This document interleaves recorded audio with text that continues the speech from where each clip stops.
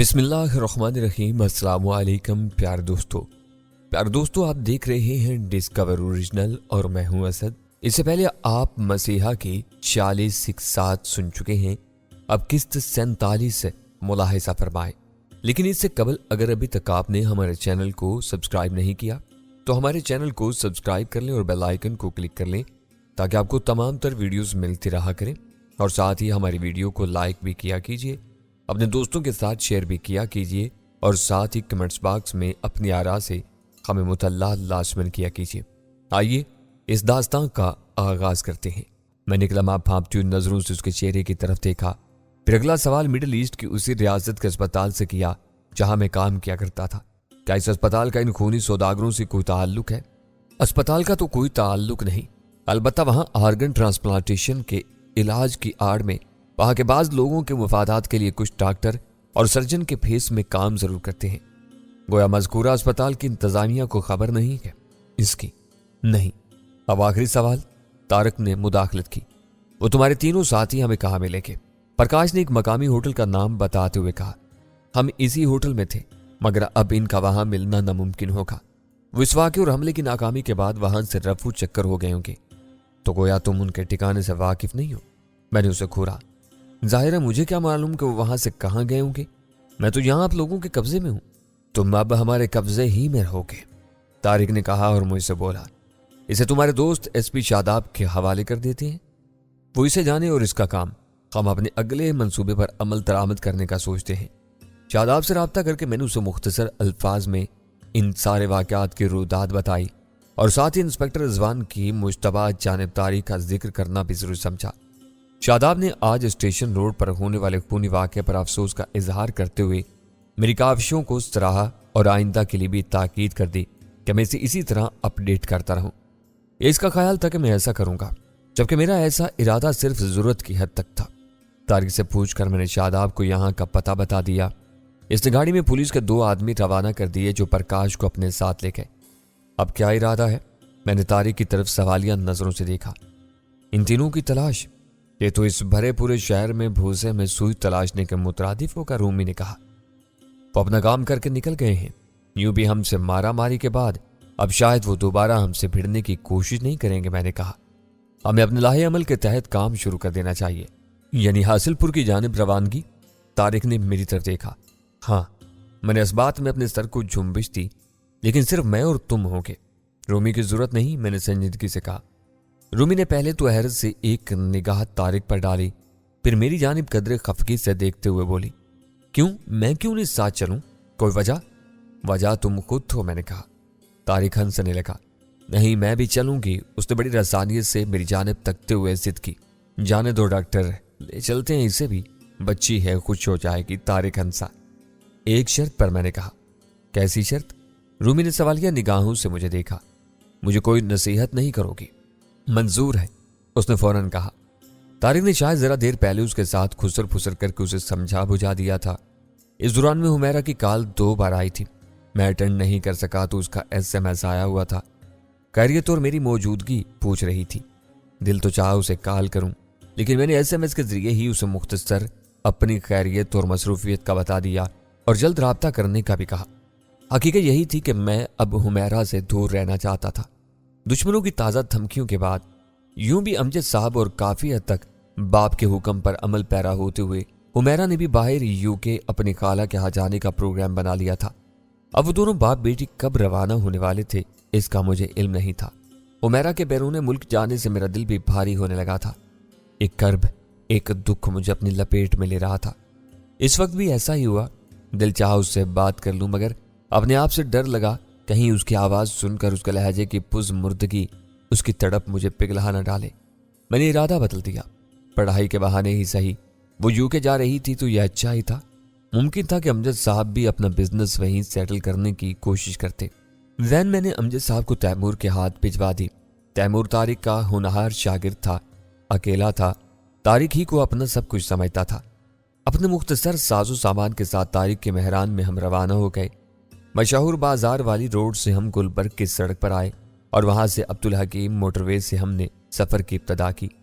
رومی کا خیال تھا کہ نیشنل ہائی وے یا پھر دیپال پور روڈ کا راستہ اختیار کیا جاتا، मुझे मज़कूरा रास्तों का कुछ अंदाज़ा नहीं था, मगर तारिक ने मोटरवे ही को तरजीह दी थी, इसलिए भी कि वो एक रवा रोड थी। इसके मोहतात अंदाजे के मुताबिक हमें अपनी मंजिल तक पहुंचने के लिए 5 से 5.5 घंटे लग सकते थे। मेहरान 800 सीसी की एक हल्की फुल्की फैमिली गाड़ी थी। 5 घंटों का सफर इसमें आराम से तय किया जा सकता था। तारिक ने स्टीयरिंग संभाला हुआ था, जबकि मैं इसके बराबर वाली नशिस्त पर और रूमी पिछली सीट पर विराजमान थी। वो लैपटॉप का काम अपने सेल फोन से ले रही थी। वो कंप्यूटर या लैपटॉप से सारी मालूमात और डाटा वगैरह यूएसबी में भी रखती थी, ताकि बवक्ते ज़रूरत और जगह की गुंजाइश के मुताबिक इसे अपने फ़ोन के जरिए इस्तेमाल कर सके, और अब भी वही कर रही थी। इस तरह वो अपने हेड ऑफिस से भी राब्ते में रहती थी। 2-2.5 घंटे बाद रोड साइड होटल में हम सरा चाय वगैरह के लिए रुके। यहाँ हम निस्फ घंटा रुके, इसके बाद फिर रवाना हो गए। 1:30 बजे तक हम हासिलपुर पहुंच चुके थे। हासिलपुर जनूबी पंजाब में ज़िला बहावलपुर की तहसील कहलाती थी। यह इलाका बहावलपुर से तकरीबन 96 किलोमीटर के फासले पर दरियाए सतलज और इंडिया के बॉर्डर पर था। हमें कराकोट वाली जिस कलानुमा इमारत की तलाश थी, वो शुमाल मशरिक में कहीं वाक़ थी। जैसा कि मज़कूरा हो चुका, तारिक ने चंद दिन पहले गूगल मैप पर सर्च करके मुझे बताया था कि यह इमारत हासिलपुर के शुमाल मशरिक में वाक़ थी। जब मैंने स्क्रीन पर इस इमारत को देखा था तो एक हौल सा मेरे अंदर उठा था। ये एक छोटी सी आबादी थी, मगर तारिक ने जिस इमारत की निशानदही की थी वो खासी बड़ी और किसी कले की तरह दिखाई दे रही थी। इसके चारों तरफ मोटी और ऊंची दीवार वाली फसील थी। अंदर कई इमारतें थी और आसपास सरसब्ज माहौल था, क्योंकि ये जगह पंजाब की दरियाई वादियों में आती थी। इसका कोई नाम नहीं था। मैंने तारिक से पूछा तो उसने मुझे बताया था, इस इमारत को ये लोग कराकोट कहते हैं। इसका मालिक चब्बार माही नामी शख्स है। इसका गौहर शाह से क्या ताल्लुक है? बज़ाहिर कोई ताल्लुक नहीं है, मगर इन लोगों का कहना है कि इस इलाके में वही गौहर शाह का आदमी है, मगर साथ ही खुद मुख्तार भी है। तब तुम इसे बिजनेस पार्टनर कह लो। वो सिर्फ तनख्वाह पर काम नहीं करता होगा, बल्कि नफा में शामिल होगा। एन मुमकिन है। तारिक ने सर हिलाया। अनकरीब 100 अफराद की एक खेप कराची की तरफ जाने वाली है। मैं हैरान रह गया। 100 अफराद? ये तादाद बहुत ज्यादा नहीं है क्या? इससे भी ज्यादा होते हैं, तारिक ने बताया। जनूबी पंजाब में हासिलपुर के पास कहीं इन लोगों का मरकज है, जहां ये इन लोगों को रखते हैं जिनके आज़ाद निकालने हों। सुनने में यह आया है कि वहां बराह रास्त ऑपरेट भी होते हैं और इन लोगों को अस्मगल भी किया जाता है। कहाँ? उसने चाँदे उचकाए। जाहिर है बैरून मुल्क। मालूम यह हुआ कि इन लोगों को पहले कराची भेजा जाता है और वहां से वो मुख्तलिफ रास्तों से बाहर जाते हैं। इंसानी स्मगलिंग का तो सुना है, लेकिन आज़ा के लिए इंसानों की स्मगलिंग का मैं पहली बार सुन रहा हूँ। जो लोग इस तरह स्मगल होकर जाते हैं उनका हर तरह से इस्तेहसाल होता है। औरतों को जिनसी गुलाम के तौर पर बेचा जाता है और मर्द बेगारी कैंपों में काम करते हैं। निजी गुलाम की हैसियत से दौलतमंदों को फरोख्त किए जाते हैं। बच्चों से खतरनाक जगहों पर काम लिया जाता है। ऊँटों की रेस का तो तुमने सुना होगा। इसके अलावा भी बच्चों को बहुत सी जगहों पर इस्तेमाल किया जाता है। लिहाजा इन सारी बातों के तनाजुर में कराकोट पर हमारे खुफिया एक्शन प्लान से गौहर शाह समेत इन खूनी दरिंदों के खिलाफ ठोस शवाहिद और सबूत मिलने के इम्कानात थे। शौकत और रीटा से हासिल करदा रिपोर्ट और मालूमात के मुताबिक मेरे भाई आदिल के कातलों में डॉक्टर रमेश अग्रवाल का हाथ था। वो मुझसे ज़ाती बुग़्ज़ और अनाद रखता था। उसने मरबूत मनसूबाबंदी के तहत गौहर शाह के जरिए मेरे भाई आदिल को अगवा और फिर उसके आज़ा की जबरी चोरी करके हलाक कर दिया। मुझे रमेश अग्रवाल जैसे बुग़्ज़ी से हर तरह की उम्मीद थी, मगर मुझे रह रहकर उस पर तैश आ रहा था कि आखिर मैंने उसका ऐसा क्या बिगाड़ा था कि उसने महज इतनी सी कार पर इतना बड़ा जुर्म करके नाकाबिले तलाफी दुख मुझे दिया था। मैंने तो उसी दिन ही भाई की कब्र पर कसम खा ली थी कि इसके खूनी और घनौने कातलों को भी इसी तरह इबरतनाक और अज़ियतनाक मौत से हमकिनार करूंगा। मेरा बस नहीं चल रहा था कि मैं भी उड़कर उसके पास जा पहुंचूं और उस रजील शख्स का खून भी जाऊं। एक बड़ा रैकेट था। मुझे जोश से नहीं होश से काम लेना था और इनके गिर्द इस तरह जाल फैलाना था कि ये सब कानून की जद में आकर फिर न निकल सके। अब तो तारिक को भी मेरे तवज्जो दिलाने पर एहसास हो चुका था कि कराकोट की इमारत इन मुजरमों के गले का फंदा बन सकती है, बशर्ते कि हम किसी जल्दबाजी से काम न लेते हुए एक मरबूत प्लानिंग से इन पर ऐसा कारीवार करें कि वो बच न सके। शहर पहुंचते ही हमने फौरन कराकोट का रुख करने की गलती नहीं की थी। एक होटल में कमरा लेकर सर जोड़ कर बैठ गए। दुश्मन पर कारीवार करने का वक्त आ चुका था। बकौल तारिक के कराकोट पर वार गोया इन खूनी सौदागरों की शरक दबाने के मुतरादिफ हो सकता था। 5-6 घंटों की थकन ہم نے کھانا وغیرہ کھا کر سو کے اتاری تھی۔ رات 9 بجے جاگے، غسل کیا اور روم سروس کے ذریعے کھانا ہم نے کمرے ہی میں منگوا لیا تھا۔ کچھ خاص بھوک نہیں تھی، اس لیے ہلکا پھلکا ہی کھایا گیا تھا۔ اس کے بعد ہم ایک بار پھر کراکوٹ کے محلے وقوع کا جائزہ لینے کے لیے لیپ ٹاپ کھول کر بیٹھ گئے۔ راستے میں اس سلسلے میں رومی نے اس پر خاصا کام کیا تھا۔ اس نے دریائی وادی کے اس علاقے کو کئی زاویوں سے کلوز کر کے اور چند دیگر ویب سائٹس کھنگالنے کے بعد قریب کی معلومات بھی لے رکھی تھی۔ جہاں مذکورہ عمارت تھی وہ جگہ خاصی سرسبز تھی، آس پاس کوئی آبادی نہیں تھی۔ رومی نے اس سلسلے میں مقررہ تاریخوں کے پرانے اخبارات کی خبروں اور کالموں سے یہ اپ ڈیٹ بھی لیتے ہوئے بتایا کہ مذکورہ کلانما عمارت کو بظاہر فارم ہاؤس شو کیا گیا تھا، اور اس کے ارد گرد جو کچی پکی آبادیاں تھیں اور جو مکانات تھے وہ اس عمارت کی پرائیویسی کی خاطر دھوس دھمکی اور دیگر ہیلے بہانوں سے علاقہ مکینوں سے جبرن خرید لیے گئے تھے۔ یوں اب آس پاس میلوں تک سرسبز بارانی سا جنگل بنا دیا گیا تھا۔ اس کے پار دریا ستلج اور پھر انڈین بارڈر تھا۔ اس جنگل میں عمارت کے مالک جب 12 ماہی ہی کے مسلح آدمی گشت کرتے رہتے تھے اور کسی بھی مشکوک آدمی کو دیکھتے ہی گرفت میں لے لیتے تھے۔ با الفاظ دیگر پرائیویٹ پراپرٹی کے طور پر وہ علاقہ ممنوع تھا۔ کویا ڈاکٹر صاحب، تم نے ٹھیک ہی کہا تھا کہ ہمیں وہاں گوریلا ایکشن ہی کرنا پڑے گا، طارق نے ایک گہری سانس لے کر کہا۔ گوریلا ایکشن نہیں، جاسوسی، یعنی پہلے سراغ رسانی کرنا ہوگی، پتہ چلانا ہوگا کہ اندر ہو کیا رہا ہے تاکہ شواہد اور ٹھوس ثبوت حاصل کیے جا سکیں۔ عملی کارروائی تو پولیس ہی کرے گی، رومی نے تصحیح کی۔ رومی نے یہ آخری الفاظ میری جانب ایک نگاہ تکتے ہوئے کہے تھے۔ مجھے اس پر کوفت سی محسوس ہوئی اور حلق میں گڑبڑاہٹ کھلنے لگی، جس کا میں نے چہرے وغیرہ سے اظہار ہونے نہیں دیا تھا۔ جانے کیوں میری ایک بات اس نے پکڑ لی تھی، کہیں میں اپنے ذاتی انتقام کے لیے قانون کو ہاتھ میں نہ لے لوں۔ نہ جانے طارق نے اس کی میری جانب سے کیسی تسلی کروائی تھی کہ میری خلاصی نہیں ہو پا رہی تھی اور نہ ہی رومی کی تشفیع۔ اگر رومی میرے متعلق ایسا سوچ بھی رہی تھی تو اس میں اس بیچاری کا کوئی قصور نہیں تھا۔ وہ خود ایسے ہی بین الاقوامی ادارے سے متعلق تھی جسے قانون کہتے ہیں۔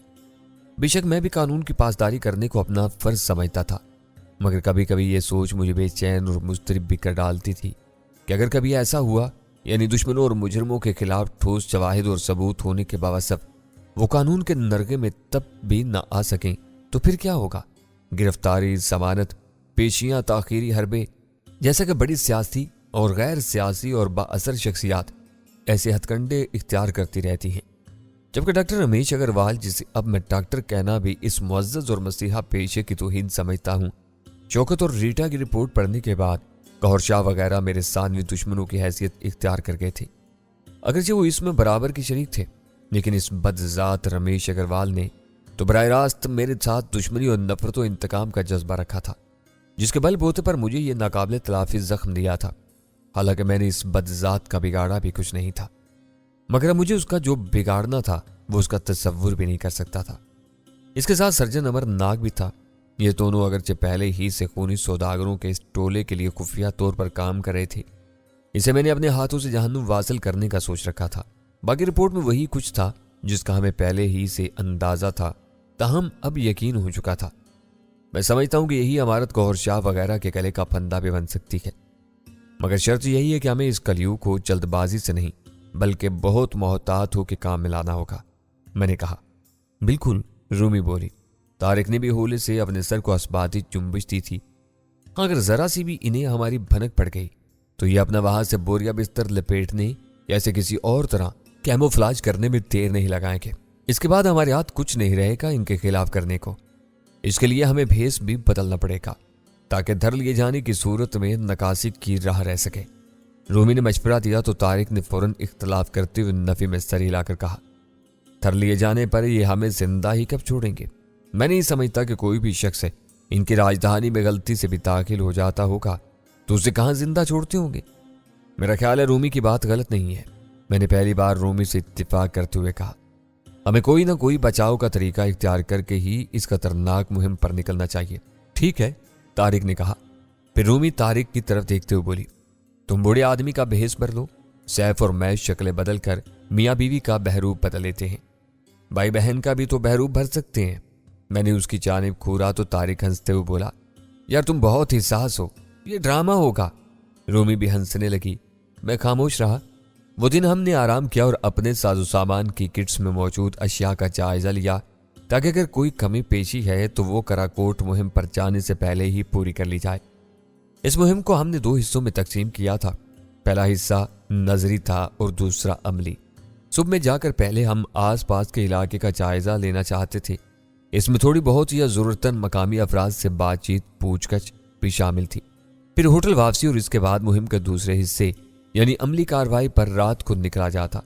صبح ہم جلدی جاگ کے معمول کے مطابق کمرے ہی میں ہلکا پھلکا ناشتہ منگوا لیا، یعنی چائے، بریڈ، ابلا ہوا انڈا، جیم، چائے پیتے اور باتوں کے دوران آخر میں طارق نے سگریٹ سلگا لیا۔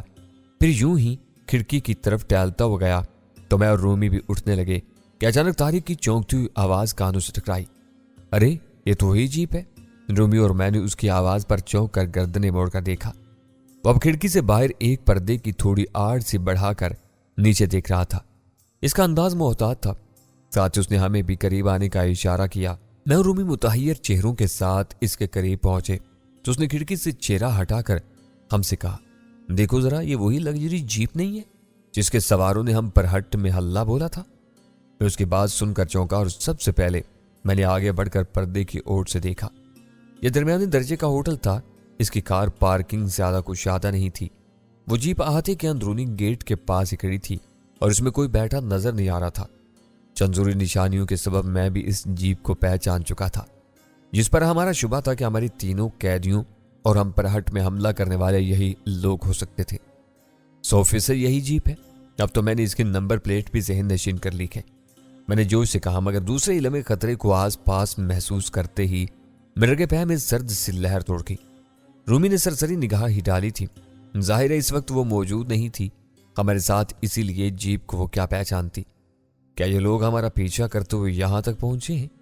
طارق نے خود کلامیہ انداز میں کہا۔ یہ تو برا ہوا، یہاں آتے ہی ہمارے مشن کا پہلا مرحلہ فیل ہو چلا، میں نے مایوسی سے کہا۔ لیکن یہ کیسے ہوا؟ رومی نے باری باری ہمارے چہروں کی طرف دیکھتے ہوئے کہا۔ تم دونوں نے تو دوران سفر پوری احتیاط رکھی تھی کہ کوئی مشکوک گاڑی ہمارے تعاقب، بہت ہوشیار اور چالاک لوگ نکلے ہیں یہ۔ طارق نے دانت پیس کر تبصرہ کیا۔ ان مردودوں نے تو اب تک کراکوٹ والوں کو ہوشیار بھی کر دیا ہوگا اور اب یقیناً ہماری گھات میں یہیں کہیں چھپے بیٹھے ہوں گے۔ میں اپنے ارد گرد خطرہ محسوس کر رہا ہوں، میں نے سرسراتی آواز میں کہا، جس سے ماحول میں یکدم سنسنی سی پھیل گئی۔ مجھے معاملہ کچھ اور ہی محسوس ہو رہا ہے، رومی نے اچانک جیسے کچھ سوچتے ہوئے کہا۔ مثلاً؟ طارق نے سوالیہ نظروں سے اس کی طرف دیکھا۔ کیا خبر تمہیں مغالطہ ہوا ہو؟ وہ وضاحتی لہجے میں بولی۔ نمبر پلیٹ تو تمہیں معلوم نہیں، محض نشانیوں سے کسی گاڑی کا پتہ لگانا تکے کے سوا کچھ نہیں۔ تمہارا مطلب ہے یہ کوئی اور لوگ ہو سکتے ہیں؟ طارق نے اس کی بات پر غور کرنے کے انداز میں کہا۔ ہاں، ورنہ وہ اتنے بیوقوف نہیں ہو سکتے کہ اس طرح اپنی گاڑی یہاں پار کرتے، لیکن میں 100% ہی یقین سے کہہ سکتا ہوں کہ یہ انہی لڑکوں کی گاڑی ہے، میں نے پورے یقین سے کہا۔ افسوس کہ میں نے اس کی نمبر پلیٹ پر غور نہیں کیا تھا، مگر اس کی جزویات ازبر ہیں مجھے۔ میرا خیال ہے ہمیں مہم کے آغاز ہی میں ایک جھٹکا لگ گیا ہے، ہمیں اب اس بات کا کوئی لگانا ہوگا، طارق نے کہا۔ وہ اب بھی تھوڑے تھوڑے وقفے سے کھڑکی سے باہر جھانک لیتا تھا۔ وہ آ گئے، تم بھی دیکھو سیف، اچانک طارق نے چونکتے ہوئے کہا۔ میں بھی بدک کر آگے بڑھا اور نیچے جھانکنے لگا۔ وہ صرف 2 بھاری جسامت کے آدمی تھے اور میں ہی نہیں، طارق بھی انہیں دیکھ کر چونکا تھا۔ اوہ، یہ تو واقعی رومی کی بات سچ نکلی، یہ کوئی اور ہی افراد ہیں، طارق نے بدستور نیچے تکتے ہوئے کہا۔ یہی وہ وقت تھا جب میں نے ایک موٹے آدمی کو بھی ذرا ہی دیر بعد ہوٹل کے اندرونی دروازے سے باہر نکلتے اور ان کی جانب بڑھتے دیکھا۔ اس کے ہمراہ ایک نوجوان بھی تھا، اسے دیکھ کر میں اور طارق بری طرح ٹھٹکے تھے۔ یہ وہی نوجوان تھا جسے ہم نے ان 4-5 نوجوانوں کے ساتھ دیکھا تھا۔ یہ تو ہوٹل ہی کا آدمی نظر آ رہا ہے اور اس کے ساتھ ہمارا مطلوبہ شکار بھی ہے، میں نے کہا۔ اپنی بات کے درست ثابت ہوتے ہی یکا یک میری آواز فرتے جوش سے مرتعش ہونے لگی۔